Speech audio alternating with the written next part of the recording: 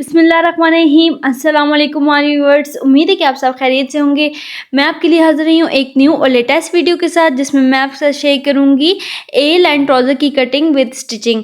तो स्टार्ट करते हैं अपनी वीडियो को। यहाँ पे हमने सबसे पहले फैब्रिक लिया है और जिसका फ्रंट और बैक हमने इस तरह से रख लिया है फोल्ड करके, और नीचे की तरफ हमने बैक को रखा है, ऊपर की तरफ हमने फ्रंट को रखा है। फिर जो इसकी जो बन वाली साइड है वहाँ से हमने सबसे पहले मार्किंग करनी है और साइड से हमने तकरीबन 2.5 इंच पे निशान लगाना है। और 2.5 इंच पे निशान लगाने के बाद 2.5 इंच इस तरह से हमने फैब्रिक को उल्टी तरफ फोल्ड कर लेना है इस तरह से, और फोल्ड करके नीचे की तरफ दे देना है। तो यहाँ पे आपने सबसे पहले जो ए लाइन कटिंग होती है उसमें यही होता है कि जो बन वाली साइड होती है वहाँ से 2.5 इंच हमने फोल्ड किया है। आप चाहें तो 3 इंच भी फोल्ड कर सकते हैं। इस तरह से फोल्ड करके रखेंगे, देन उसके बाद फिर आप ट्राउज़र की कटिंग करेंगे। और यहाँ पे जो हम ट्राउज़र तैयार कर रहे हैं वो तकरीबन हमने 39 इंच लंबाई में तैयार करना है। तो उसके लिए हमारे पास फैब्रिक जो था वो थोड़ा सा ज़्यादा था, इसलिए हमने नीचे से एक्स्ट्रा कट कर दिया है। तो यहाँ पे कटिंग करने के बाद जो हमारे पास टोटल लेंथ बच रही है ट्राउज़र की वो तकरीबन 43 इंच है, और आप अपने हिसाब से रखेंगे। यहाँ पे हम जो ट्राउज़र तैयार कर रहे हैं वो तकरीबन हम 39 इंच तैयार कर रहे हैं लंबाई में। तो ऊपर से हमने तकरीबन 2 इंच नेफे का निशान लगाना है इस तरह से, और नेफे का निशान लगाने के बाद फिर लंबी सी लाइन ड्रॉ कर लेनी है ऊपर से 2 इंच की, और फिर उसके बाद फिर हम इसके क्रॉस एरिया का निशान लगाएंगे। और क्रॉस एरिया के लिए जो ट्राउज़र की हम चौड़ाई रखेंगे वो तकरीबन हमने 13 इंच रखनी है, और 13 इंच पे मार्क करेंगे। आप अपने हिसाब से इसकी चौड़ाई रख सकते हैं। और यहाँ पे जो हमारे पास आसन की लंबाई हमने रखनी है वो तकरीबन 15 इंच रखनी है। 2 इंच ऊपर से हमने इसके नेफे का निशान लगाया है। उसके बाद जो नीचे से इसका क्रॉस एरिया है, जो इसका आसन है, वहाँ से हम तकरीबन 15 इंच लंबाई में निशान लगाएंगे। तो उसके बाद इस तरह से चौड़ाई और लंबाई करने के बाद फिर इसके कॉर्नर में इस तरह से थोड़ा सा कर्व शेप देंगे। कर्व शेप देने से ये होता है कि आपकी जो ट्राउज़र की लुक है वो अच्छे से आती है, और आपको ट्राउज़र आसन की जगह से तंग भी नहीं होता। उसके बाद जो ट्राउज़र के बॉटम है वहाँ से भी हम 2 इंच का निशान इस तरह से लगाएंगे, जहाँ से हमने ट्राउज़र को नीचे की तरफ से फोल्ड करना है। तो इस तरह से 2 इंच पे हम इसकी भी मार्किंग कर लेंगे, और फिर लंबी सी लाइन ड्रॉ कर लेंगे। ए लाइन ट्राउज़र की कटिंग और स्टिचिंग बहुत ही ज़्यादा आसान है। जो टिप्स मैंने आपके साथ शेयर की हैं, मीन्स कि जिस तरह से ट्राउज़र की कटिंग आपके साथ शेयर की है, सेम इसी तरीके से आप करेंगे तो आपकी जो ट्राउज़र की ए लाइन ट्राउज़र की कटिंग है वो बहुत अच्छे से आएगी। उसके बाद जहाँ से हमने क्रॉस एरिया का निशान लगाया था, जहाँ पे क्रॉस एरिया के मार्किंग एंड हो रही है, वहीं से आपने नीचे तक जहाँ पे ट्राउज़र का बॉटम है वहाँ तक इस तरह से इंच स्टेप को तिरछा रखना है, और तिरछा रख के और इस तरह से निशान लगा लेना है ए शेप में।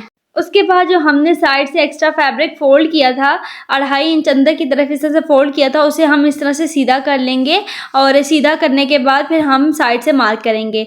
तो इस तरह से आपने अच्छे तरीके से इसे सीधा कर लेना है ताकि इसके अंदर कोई सिलवट ना रहे, और सीधा करने के बाद फिर हम इसे मार्क करेंगे। तो ऊपर से जो हमने 13 इंच पे निशान लगाया था, वहीं पे आपने इंच स्टेप को रखना है और नीचे की तरफ इस तरह से तिरछा लेके आना है, और फिर इसी के साथ साथ आपने लाइन ड्रॉ कर लेनी है, इंच स्टेप के साथ साथ ही ड्रॉ करनी है।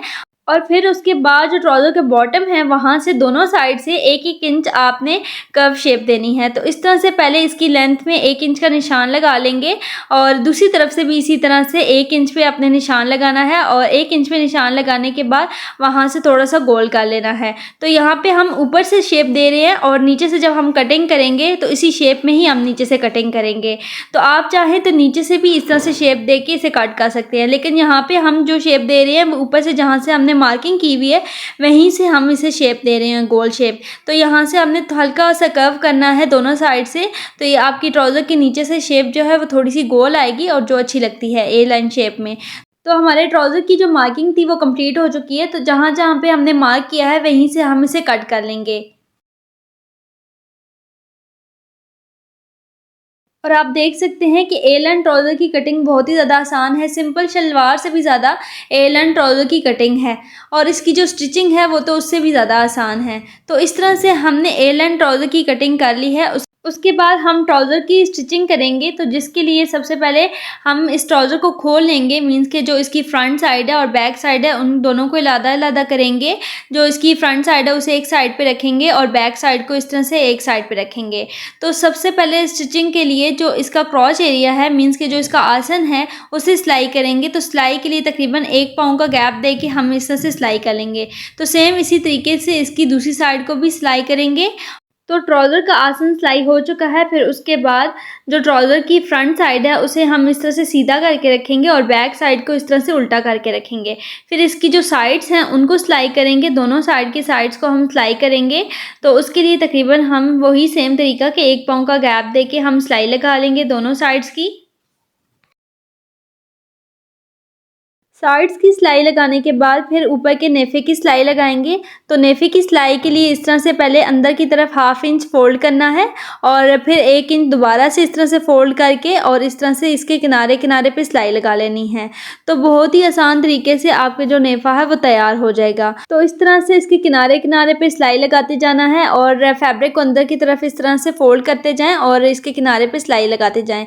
उसके बाद फिर आप देख सकते हैं कि हमारी साइड्स की भी सिलाई लग चुकी है, आसन भी हमारा जो है आपस में अटैच हो चुका है और ऊपर से जो नेफा है वो भी तैयार हो चुका है लास्टिक के लिए। फिर जो ट्राउज़र का बॉटम है उसे हम सिलाई करेंगे। तो उसके लिए इस तरह से 1 इंच फोल्ड करना है, फिर उसके बाद डबल फोल्ड कर देना है। तो इस तरह से करके इसके किनारे किनारे पे सिलाई लगा लेनी है। तो इस तरह से ट्राउज़र का जो बॉटम है वो अच्छे से तैयार हो जाएगा। और सेम इसी तरीके से दोनों तरफ के बॉटम को सिलाई करना है। और यहाँ पे आपने एक और चीज़ का ध्यान रखना है कि जो साइड से हमने फैब्रिक को थोड़ा सा कर्व रखा है, मीन्स के गोल रखा है, वो शेप आपने ख़राब नहीं करनी। और सेम जिस तरह से हमने कटिंग की हुई है सेम इसी तरीके से ही आपने फैब्रिक को अंदर की तरफ फोल्ड करना है। तो यहाँ पे हमने बॉटम की भी सिलाई लगा ली है और उसके बाद जो ट्राउज़र की फिटिंग है उसकी सिलाई लगाएंगे। तो उसके लिए तकरीबन 1 इंच साइड से एक्स्ट्रा फैब्रिक छोड़ के और उसके बाद फिटिंग की सिलाई लगाएंगे। आप चाहें तो जो हमने इसका अंदर का मार्जिन रखा है वो आप कम या ज़्यादा कर सकते हैं। तो इस तरह से ट्राउज़र के अंदर की फिटिंग की सिलाई लगा लेंगे। उसके बाद सबसे एंड में जो इसके ऊपर का लास्टिक है वो हमने इसके साथ स्टिच किया है। तो लास्टिक की टोटल चौड़ाई हमने तकरीबन फोल्ड करके 13 इंच रखी है। आप अपने हिसाब से रखेंगे। आप देख सकते हैं जो ऊपर की तरफ हमने लास्टिक डाला है उसमें भी कितनी ज़्यादा नीटनेस आई है और फिनिशिंग आई है। और लास्टिक डालने की जो वीडियो है वो मैं इसमें कैप्चर नहीं कर सकती, आप मेरी बैक वीडियोस देख सकते हैं। उसमें मैंने मुकम्मल शेयर किया है कि किस तरह से आप शलवार के अंदर लास्टिक स्टिच कर सकते हैं। और सिंगल करके भी ट्राउज़र को आप देख सकते हैं जो इसकी शेप है वो कितनी अच्छी आई है और दिखने में ये कितना ज़्यादा खूबसूरत लग रहा है और पहनने में भी ये बहुत ज़्यादा खूबसूरत लगता है। आप इसे लाजमी ट्राई करिएगा। तो ये थी ए लाइन ट्राउज़र की कटिंग और स्टिचिंग। बहुत ही आसान तरीका मैंने आपके साथ शेयर किया है कि किस तरह से आप ए लाइन ट्राउज़र की कटिंग कर सकते हैं और इसकी स्टिचिंग का तरीका भी बहुत ज़्यादा आसान है। बहुत ही आसान तरीके से इसकी सिलाई हो जाती है। मैं उम्मीद करती हूँ कि मेरी आज की वीडियो आपको अच्छी लगी होगी। Thank you for all viewers and अल्लाह हाफिज़।